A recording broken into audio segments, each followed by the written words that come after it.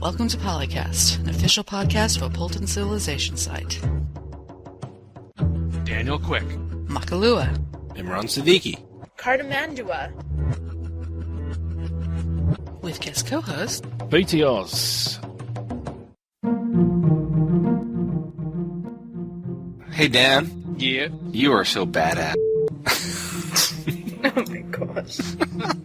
Too many places to take that.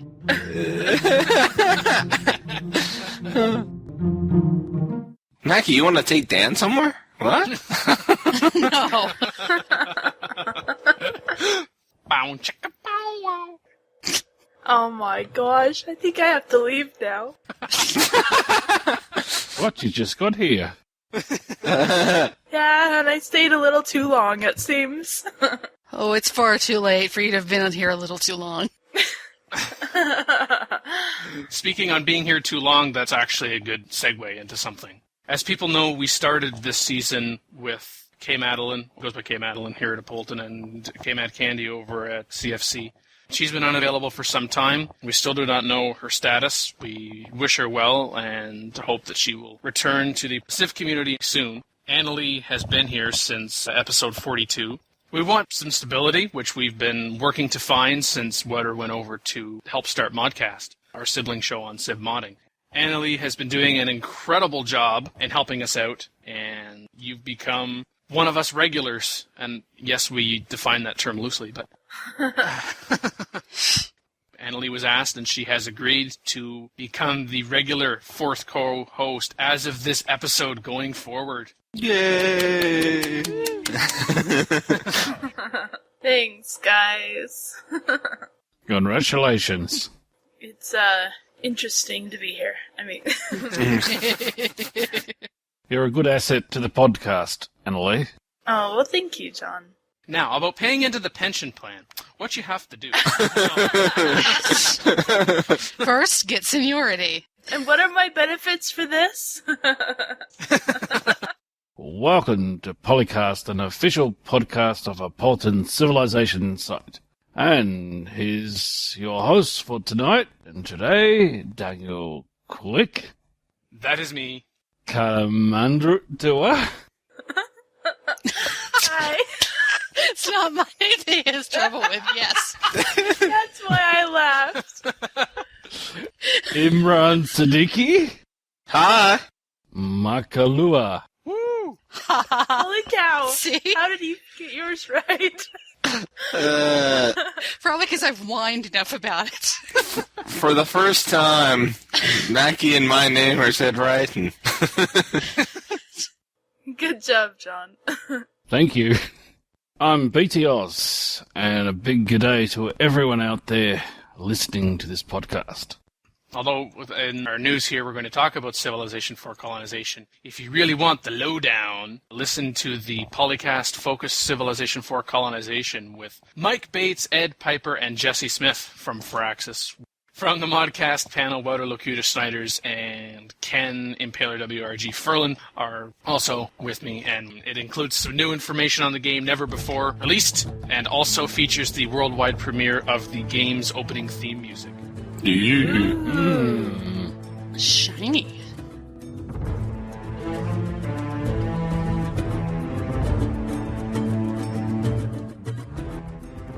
News, Civilization 4 Colonization information download with a supplemental of sorts. Mailbag, considerable reach and positive feedback to episode 50 with Sid Meier, and John B.T. Oz on being a PolyCast listener from its beginning to guesting on it now. Senate, justifying the flanking promotion when, quote-unquote, all hell broke loose and said sushi company can be really dangerous. Then, a top 10 list from a 1,000 clues you play Civ 4 too much thread. Forum talk, unit per tile limit in Civilization, why can't ships be sunk by fighters and or bombers, and Civ 4 call, choosing which nation you become after independence.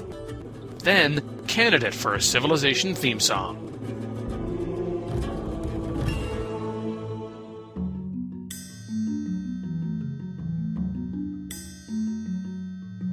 Here's what's been making news in the Civ community. New Civilization 4 Colonization information and screenshots. Ooh. At IGN, Worth Playing, and at hookedoncolonization.com, a fellow fan site. I actually read these before. No way. But they have in the IGN preview, well, they say 4 playable factions, and each have 2 leaders, and they have each of the leaders for the factions listed. And since you brought it up, Imran, why don't you go ahead and pronounce those names? The English leaders are George Washington and John Adams. All right, the Dutch leaders are Peter Stuyvesant and Adrien van der Donck. French are Samuel de Champlain and Louis de Frontenac. And the Spanish leaders are Simón Bolívar and José de San Martín. Nice. Oh my gosh. I guess also they all talk about the maps. Few map types. There's a New World map that just creates a pole-to-pole landmass. And there's a Caribbean map which goes for large islands. And I believe there's probably also maps that actually show the actual look of North and South America, which is nice. Yes, because we know you'll be able to play on historical maps. Yeah. So you'll see that there for sure. Yeah, there's a screenshot on Worth Playing that shows the proper Americas map. Well, if colonization's on worthplaying.com, that must mean it's worth playing. What, are you saying it wasn't worth playing before it was on Worth Playing? Exactly. All right, Worth Playing. If you use that byline, you can send royalties right to me, since I own this show. Oh. The Worth Playing screenshots are probably the best. They also have a Continental Congress listed up of a number of different individuals. Yeah, and it's more of a variety than there were in the original game. Yeah. Because there's some of these I don't remember at all from the original colonization. Other historical peoples. Mm-hmm. And of course they have a lot of Civ-like stuff, such as the after-game replay or whatever. A screenshot of that indicating, how the game went. And there's a lot of people on the foreign advisor screen. 1, 2, 3. Yeah, if you look, it's all of the Indian leaders as well as the European leaders. It's not a separate thing. It's all one screen. Yeah. There are like 7 Indian leaders and the other 3 European leaders.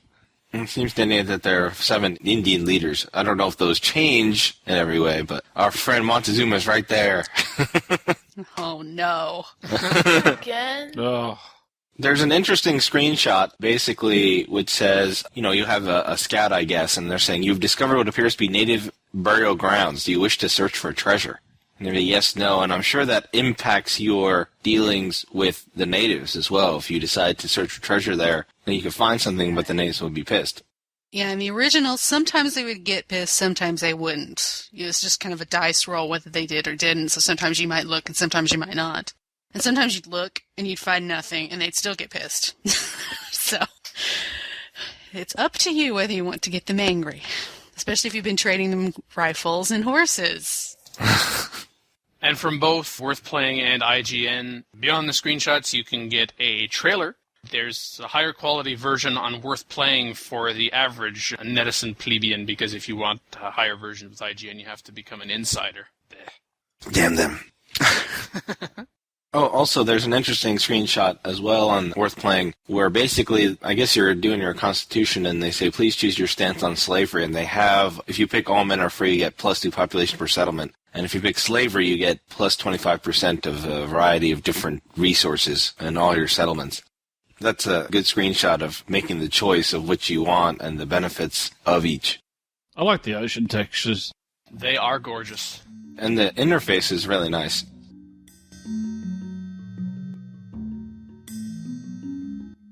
Sid Meier's colonization preview. Yeah, it's for the original colonization. Oh. The new world lies before you with all its peril, promise, and infinite possibility in Sid Meier's Colonization. Discover and explore new lands. Strategically plant your first colony and begin to build. It's a fresh start for your budding new nation. But beware your enemies. The natives might not be so happy about your exciting plans for their home. And powerful rivals are moving in with plans of their own. It's a game of ruthless strategy, wily diplomacy, and a great and glorious future. Colonization from Microprose. To the victor go the spoils. Wow. I I love that music. I hope they keep this music. Yeah. That's the real music that was in the game originally, in the first version. That. Of course, it wasn't quite so sound cardy. So 1994. It's very. Those graphics are amazing. What? Wow, look at the water. Look at the water. Oh, that was a long time ago. That was awesome. Got news? Email news@apolyton.net or send a private message to DanQ, the cutest, or one of the other news editors.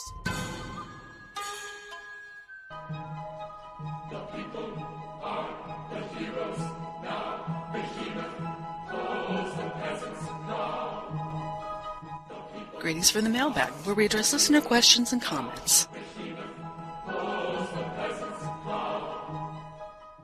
Episode 50 of PolyCast. It's been a little popular. I don't know why. A little. That was kind of sucky. Now, the real question is, did it surpass Girls Playing Civ yet? I'm just looking at the stats right here, and this is just from the website directly, because as we've talked about before, we're never going to know exactly how many people have listened to it, how many people have downloaded it, because it's possible, for example, that if one person downloads it, then 5 people could be listening to that copy. So all these factors, you never know how many listeners we have. But in terms of downloads directly from the website, if I take the people who have downloaded the standard quality and I add that with those who listen to it streaming and those who downloaded the dial-up version, that exceeds 1,000. It's actually 1,007. Ooh. Wow, it's not bad. Well, that's pretty good. As a means of comparison, in the same time period, an average episode of PolyCast is somewhere between 150 and 200 from the website. So, Whoa. and as far as the Girls Playing Civ goes, if I'm looking at by popularity, the 10th most popular download this month right now is the Girls Playing Civ. Ooh. Still? Still. Maybe it's because we keep talking about it.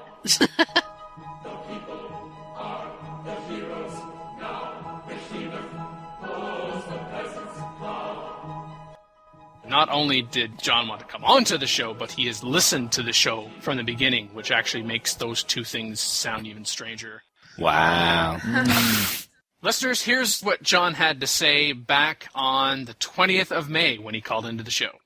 Hello, Dan. I'd like to give you a big greetings from Australia. And I'd like to come on the show one day and have a very good long chat to you and Makahlua and all the rest of the PolyCast members and have a good old chat about Civ, where it's heading and what's happening in the future with Civ.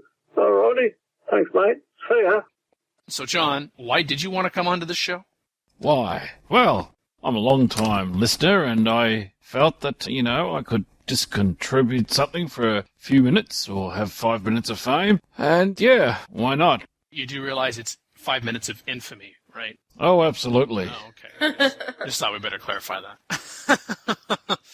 So now you have listened to the show from the beginning, from episode 1, which we released back in October of 2006. How did you find the show? It was longer. That took me a few moments. How did you discover the show?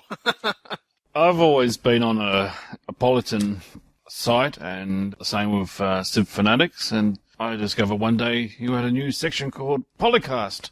Okay. Did you do any reading on the background of the show? Like, did you read our About section or anything like that, or did you just go to the page and you just started listening? You didn't know what to expect. That's right, yeah. So, after listening to the first episode, how long did it take you to listen to the second episode? Did you listen to the second episode almost as soon as it came out, or did you have to go away from it and decide, I don't know if I want to go through this again? No, I waited for the second one and downloaded that one. We like that we have the blooper reels at the end of episodes now as opposed to separate ones. Yeah, they're actually quite funny. Did you think that we'd get to 50-plus episodes?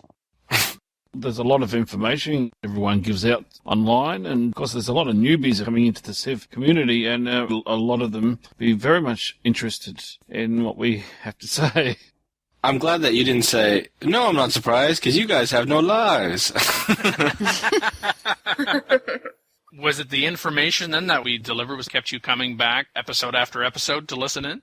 Absolutely, yeah. And then it was different when it was split off into ModCast. Yeah, so when we announced in January we were splitting it off and Water was leaving the PolyCast panel to do ModCast, what was your initial reaction to learning that?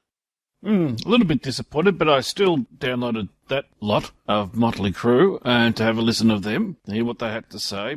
Do you listen to the PolyCast specials? Yes, I do, actually. Oh, okay. I listen to everything. Oh, wait. Whoa. Okay. You've listened to everything, so now I definitely have to ask, I don't think I've asked this from a PolyCast guest co-host or ever in a long time. Does that mean you listen to Cut too? Which is Cut? Where's that? Okay, that's okay. Cut was the side series from the first season, clips that didn't make it into the final episode. Oh, I might have listened to one or two, yeah. Did you ever think that you would be on the show? No, it was just a one-off thing. It was just a random thought one day. Gee, I'd like to be on the show. And are you disappointed now? No, it's great. I'm just wondering, where do I sign up for the top job? It's like, I want a dance job. You want to take on the editing too? Okay, well then...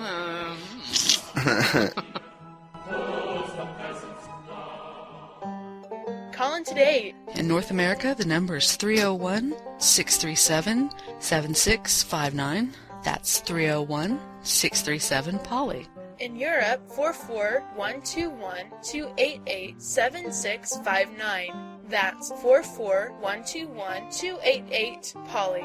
You can Skype us at the PolyCast or email us at polycast@apolyton.net. For more information on PolyCast, our sibling show ModCast, or about PolyCast in general, Log into the series official website at polycast.apolyton.net.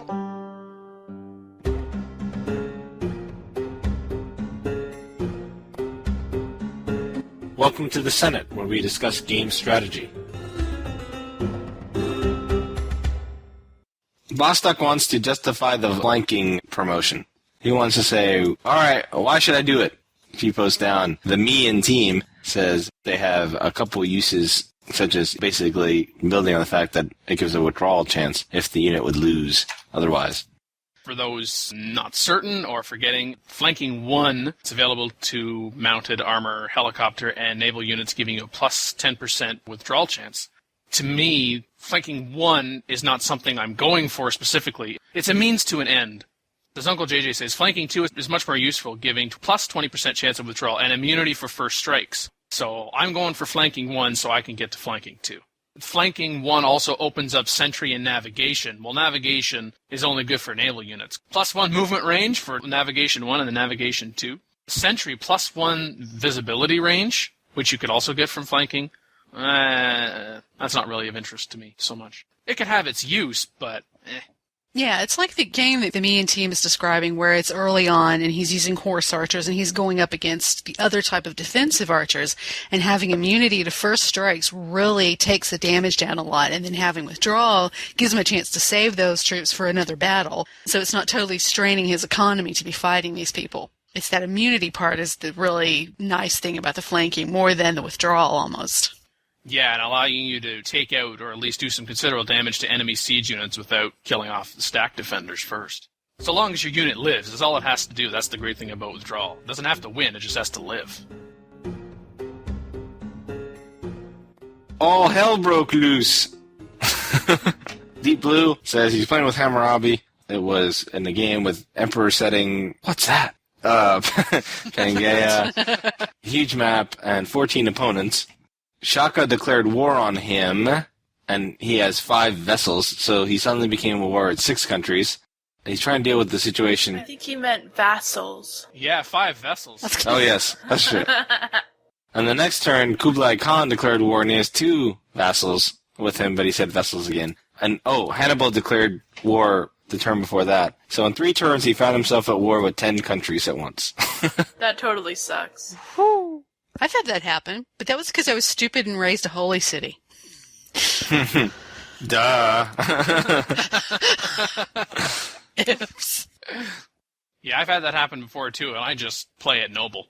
Where I'm pretty powerful on my own, not as powerful as the first and the second, who also have a number of vassals at their disposal. If it was just even that one or that first or that second largest military-speaking nations, I could probably hold them off. But by this point, it's mid to late game. They've got a number of vassals under their thumb, and they've just gotten either tired of my going after their friends who weren't quite as powerful, or I'm just simply next on the tasty list because they've already either vassalized or destroyed anyone else who was not as powerful as I was militaristically, and then I realize, oh, geez, I'm the only one left on the planet who does not have any vassals or who has not been vassalized. Oh, world builder.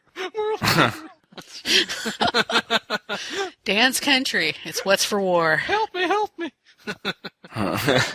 He said in a Fallout post that he recently made peace with Khan, the one who had the 20 artillery stack, and so 3 are now down off of his shoulder, so just got 7 left.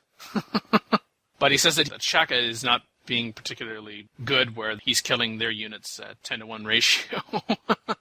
And that he's got several great generals that have emerged, so most of his units now have 4+ promotions, and some have 6. So he seems to be holding his own. Oh, and the irony was that Shaka won the game by a diplomatic victory. Oh, that's perfect. The lesson that was learned from this game is that never let an aggressive opponent grow too large before you react. Despite the defeat, it was a very enjoyable and dramatic game, and I learned a lot from it. Well, I'm surprised he lasted as long as he did. I mean, that's impressive, really. He forced Shaka to accept peace, and then he went and kicked Caesar's butt, and then I mean, that's pretty good, actually. Yeah, that's usually good, because usually by that point, anyone that you're not at war with, there's no way they're going to get involved, even if they really, really like you. Even if you have something to trade, or a fair bit of gold, you go to them, certainly, I don't know, noble level and above, probably easier on the earlier difficulty levels, perhaps, but they're like, won't you come to war with us and help us? And they're like... Against, 10 countries? You nuts? I should go to war against you just for insulting me, that you would ask that question. I declare war against you. Oh.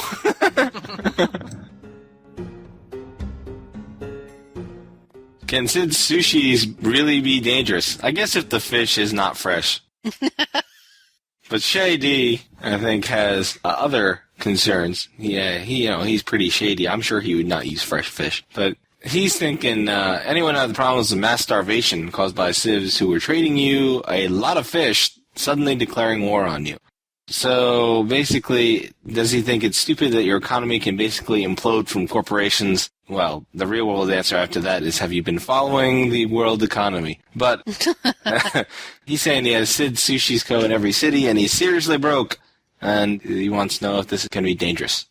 It's great if you know you're going to be going through an end game that's in a more peacetime environment. But if you're going to go through one that's going to have a lot of wars and you're going to lose all those trade routes, you cannot let yourself get reliant on the food it's supplying, or you're going to be in the situation that he's in right now. As much as I love it. I understand why people are gaga over Sid's Sushi, but my still preferred corporation is Civilized Jewelers. And if you're able to get that, and I can understand that could be a big if, assuming that you get a great artist, first of all, and that you get it so that you are actually able to build it for someone else who's able to build it before you. But if you can do that, that can help you make some serious money. He could build plenty of banks. It'll bring in extra gold for him. Yeah, and make sure that you've built your Wall Street national wonder, and that you've built it in the city of yours that is generating the most gold. It's always disappointing when you forget to check that. Personal experience, Dan? No. Uh-huh. This person says that he had environmentalism thrust upon him by the United Nations. He says, which I built. Unfortunately, I am also the hated. The world considers you a villain. If you recognize that, oh my gosh, environmentalism being forced on me is going to really screw me over. And he's posting in the Beyond the Sword thread here, so why didn't you just tell the UN, no, I'm going to defy that resolution? Maybe he'd said that before, and that's why the world considers him a villain.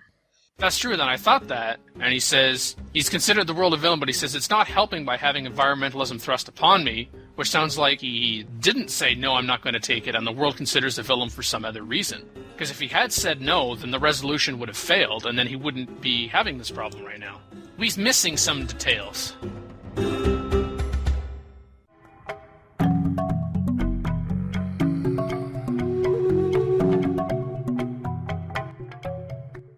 1,000 clues. You play Civilization 4 too much. We need clues for that. Top 10 list. Woo! Here we go with Dan and the lists yet again. All right, let's hear it. At number 10. You have your traits written on your business card by Winth. By Winth? Winth. W-I-N-T-H is his or her username.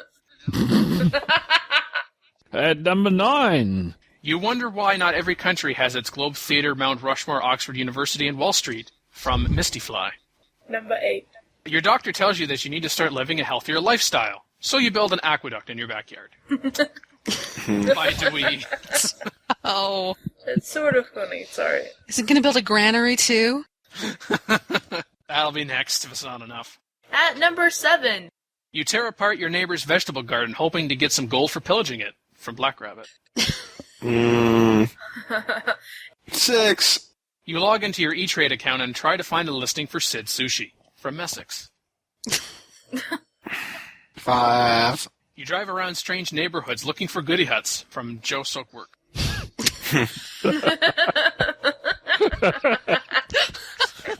That's sort of funny. That could get you in trouble with the police. What are you doing? I'm looking for goodies. What number are we on? 4. You go to the store without any money and instead offer the cashier your knowledge of the alphabet. That's from Dewey. 3. You wonder why it takes so long to discover city ruins. They're easily viewable on the world map. From Commodore Nate. Roan. Number 2. You put Diplo music on your iPod. From Lemon Merchant. Nah. These are getting worse. Number 1. If you see a tank, you pull out your spear and charge. Random person. Spearman versus tank. Oh, dear. Honorable mention. K-Bert says when you walk on a road, you think, great, I can walk 3 times as fast. Okay, that's only half funny. Best exchange was with someone who didn't think much of this list. He's like, number 286, you make crappy lists about Civilization 4. Number 287, you read crappy lists about Civilization 4. So later on, Sir Lamphead responded, what crawled up your ass and ended its turn? It's turned. Okay, that part's funny. That's funnier than the whole...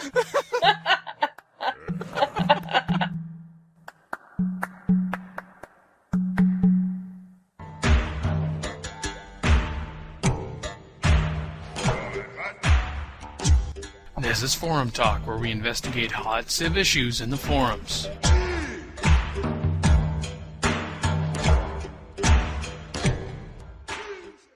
Unimatrix 11 wants to ask if we would like to see a unit per tile limit, and has a poll as well on it. Basically, he believes that perhaps there might be way too many units in a tile based on historical numbers of people in one little area. In the poll that he did, almost half, 7 of the 15 voters said, no, I pondered this and have come to the conclusion that it would suck. And 26% said, I never thought about this, but yeah, it might be a good idea. So yes, you too can influence this vote. Theban has a good point where he says, even though there's a realism element here of limiting how many units per tile, he says it can only hurt the AI, which already sucks at warfare. Not to mention, at the size that armies get, especially in the in-game, do you really want to have to move 9 separate stacks instead of just 1? Wait, you get to play at the end game? Yeah. Now, although it was not Siedel's suggestion, but he mentioned it in this thread and referenced another thread where he saw this, where someone had suggested that you can have unlimited units per tile like you do now, but the difference is that the heal rate would decrease the more units you had, and eventually your units would take damage rather than healing. It was flavored as disease, where terrain, promotions, techs all play into this, with jungle increasing the disease rate, medic promotions decreasing it, and medicine and such raising the disease threshold. I like that idea.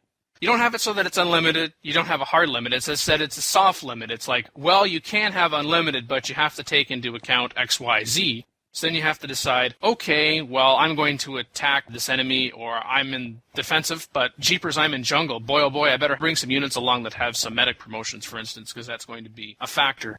Okay. Just so long as it's not too complex. You don't have to require a calculator or have to take notes to be able to keep track of things. I don't really have an opinion on this. I wouldn't run into any stack limit. Because he never plays.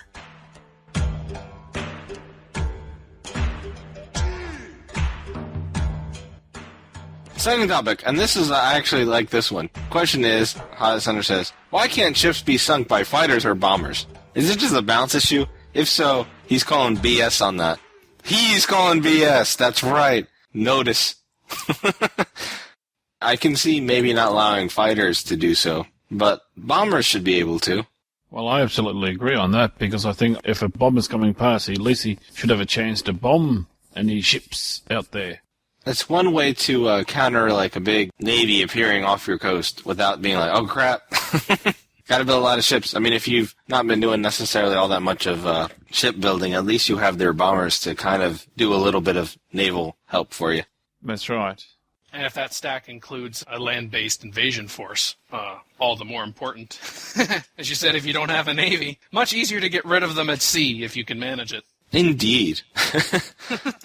And perhaps that is a balance issue that they've done so that you aren't able to basically ignore the navy by just building a massive bomber fleet. Perhaps that's what they figured, like, oh, you got to build some ships. Even if you don't want to go anywhere and invade anyone across the sea, if you want to make other seaborne invasions go away, you're going to have to build a navy. Perhaps. And, if you did make it so that bombers could ultimately sink ships, but not fighters, perhaps, you are going to have a limit on the number of bombers you can have, assuming you have, I think it was introduced in the 3.13 patch, where you have the air unit limit, 8, and that's assuming that you've built an airport, whereas you can say, oh, well, but if I want, I can just park a whole bunch of carriers around. Aha, but your carriers can only have fighters in them. Yeah. And even then, that's only 3 per carrier, so unless you have a lot of cities. And then again, you also have to have a lot of coastal cities, because although you can relocate your air units across any distance on the map to actually be able to use it in a combat situation or for recon, there, of course, is the limit in terms of their range. Mm.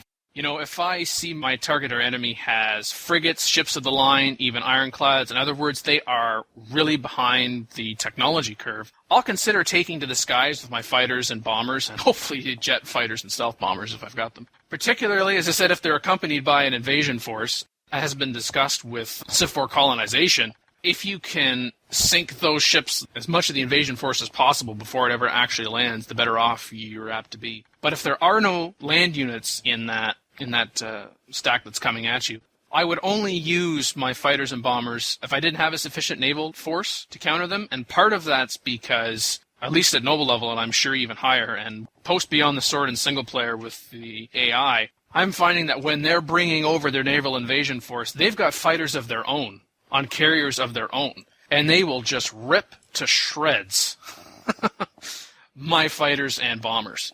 I rather find that my fighters and bombers are very effective for damaging land-based units. Of course, if I'm using those to attack naval-based units, especially with my fighters, I'm going to be losing air protection. Now, maybe I have some other cities that are not along the coast, so I wouldn't be using my fighters and bombers for them, but I could take them out of those cities and then move them into the cities that have the coastal cities, closer to coastal cities, that have lost their fighters and their bombers. Really, I think your best counter to naval units are other naval units, and as you were saying, Imran, for balancing, if fighters and bombers were able to destroy ships, then you would just be building up and up and up. But I think for the realism fact, and as I said before, I think bombers should be able to do that because you're already going to be limited to how many bombers that you can have. Mm. But if you don't want to do any of that, just remember the phrase, loose lips sink ships, so just start talking a lot. Put on an episode of PolyCast. Oh my gosh, we're not going here. We're gone. Oh, that's a good idea. Put on PolyCast in the background while you're playing, and then you hear like someone that actually knows what they're talking about some strategy. Then while you're playing, you can be like, let me try that. I've actually done that. Yes. That's awesome. I hope it worked, whatever it was.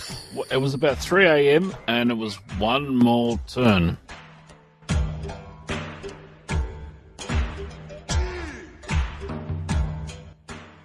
All right, this is a question about Civ 4 colonization. Culpo asks, in colonization, choosing which nation you become after independence. Colonization, you got the USA flag after you declared independence with any nation. And he's thinking, this one, the English could choose between the USA and the Canadian flag. Spain could have many nations to choose from. Mexico, Bolivia, Argentina. French could choose between Quebec and Haiti. Dutch can take the flag of Suriname or Netherlands, Antilles. Basically, I guess he wants to be able for you to have, not just be the U.S. Like, say you're in South America, instead of having the U.S. flag, you can pick another country or something like that. So I take it in the original colonization, was it just always U.S.? You automatically became American? It gave you a text type of thing on your, I think it was in the Hall of Fame screen or something that would refer to it as things like that, like the United States for that, or it could be the Republic of something. I think it just picked randomly from a list, but the little bit of animation in there just used an American flag. It didn't use different flags. As General N20 pointed out, this wouldn't really affect gameplay. But it would be neat if you could pick your flag you want after colonization, or even just pick the name of it. Now, as T-Boy says, as with most things, if Firaxis didn't put this in, a modder likely will. True, but... You wanted it from the beginning. But, I was about to say, if we go with that, then why would we have a show? Modders do it. Show's over. Listen to ModCast. Yes, they're a motley crew. Oh. Mm-hmm. Personally, I think that although it doesn't affect gameplay, it would be really neat, and why not just have it so you could have a text editor, so you could type in whatever the name of your nation is. I'd be done with it. Yeah. Well, and the flag, and pick the flag, too. I think it's like a fluff thing, but as I think we've discussed in prior podcasts, fluff things are fun. They add enjoyment to the game. It's not just about gameplay all the time. Yeah, the fluff things are the things I like. I'd like to be able to pick my own flag if I'm winning of different countries. And it'd be great if you'd have the ability, for example, not just from a pre-set list of flags, but you could insert custom flag, and then you could get one that has the middle finger on it, so when you win, you can be like, ha! Oh my gosh. If flags are available, I'm sure custom flags will be coming like that shortly. What's the name of your country, Dan? Up yours! I think the quote of the thread goes to Trooper 5445, who, in talking about giving the player the ability to enter a custom name, quote, sure, you're going to get a lot of genital references, but no one has to see them, unquote. Yeah. Now that I'm thinking about it, that's how you did the name, because when you would first sail in from the map, when you first saw land, it would ask you what you wanted to name that continent. And then the Republic of whatever or what have you was based off of that, plus whatever you had named the continent. Mm. So if they call it something Italia, it's going to be the Free Republic of...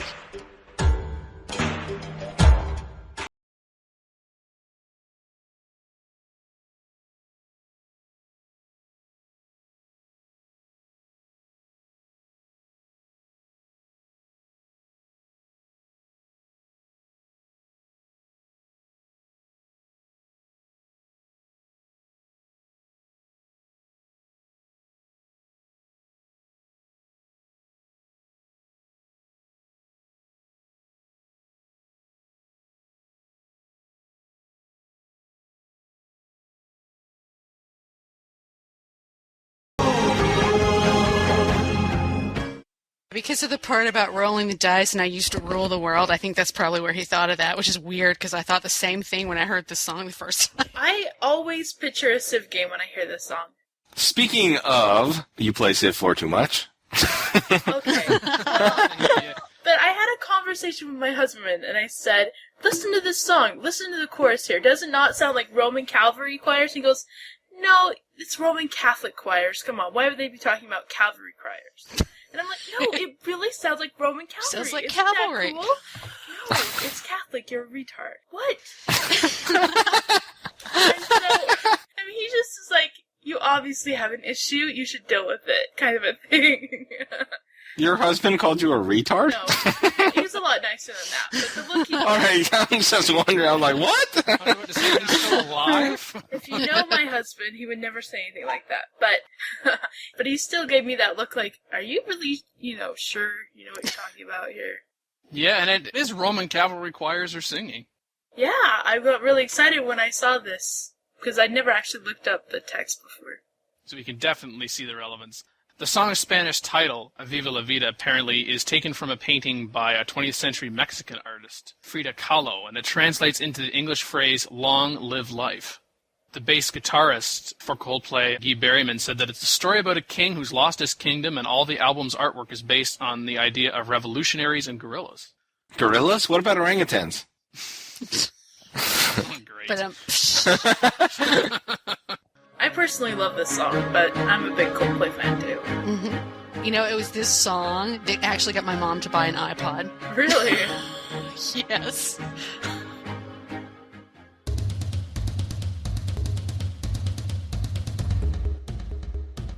Apparently, I didn't realize this, but we must have entered 2009 because Civrev has been declared the strategy game of the year by G4 TV.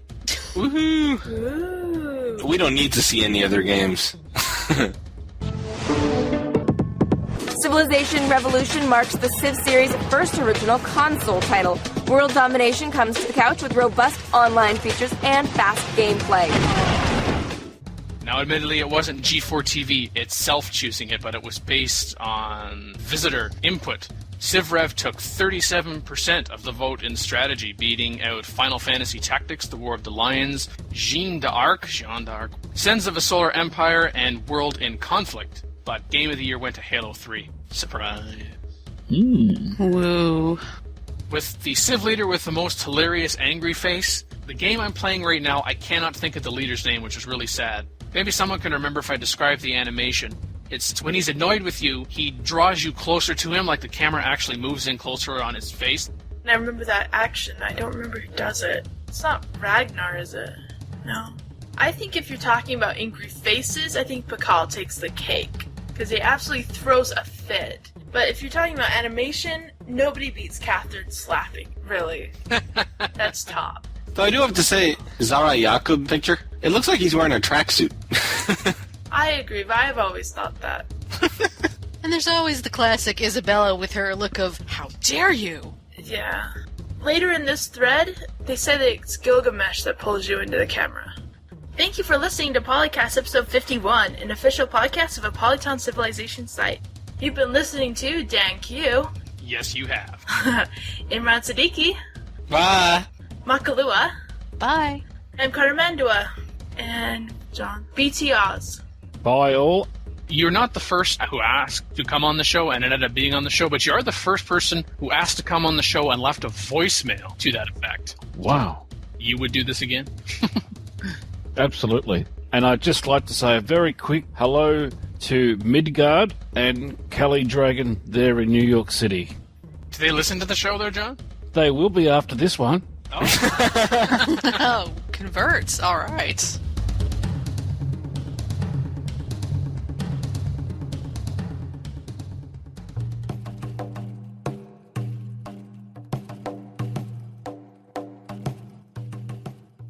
From the ModCast, Pow. Pow. Pow, pow, pow. Whoa. He's far more professional than we are. I don't know if that's saying much, but you're right. Oh. By the way, are you guys hearing feedback on my mic? A little bit. I'm hearing feedback. I don't know if it's you. I think so. It's when I talk, I'm getting something weird, and I can't figure out what's wrong. Don't talk. What? Oh. I just knew that was happening. Why can't ships be sunk by freighters or bombers? Is it just a balance issue? Did you say freighters or fighters? Oh, fighters, I'm sorry. It says fighters. It's gonna go, wait, when did we get freighters? We have a lot of games to play. I don't know if we have time for podcasts anymore. I'm sorry, I can't polycast this weekend. I have to conquer Fallout 3. We have to wait for the final version? She sounds so... What? Don't you know who I am? Gosh, I thought being an official member of Polycast meant something. Oh, girl. Oh, man. You have a lot to learn. Record date? August 16th, 2008. Sound clips copyright of Civ 4, Warlords, and Beyond the Sword expansion packs. Sid Meier's Colonization preview by Livia Dervisilla, Viva La Vida clip by Coldplay, copyright Parlophone, G-Phobia 2008 clip, copyright G4 Media. Copyright 2008, Apolyton Civilization Site at apolyton.net.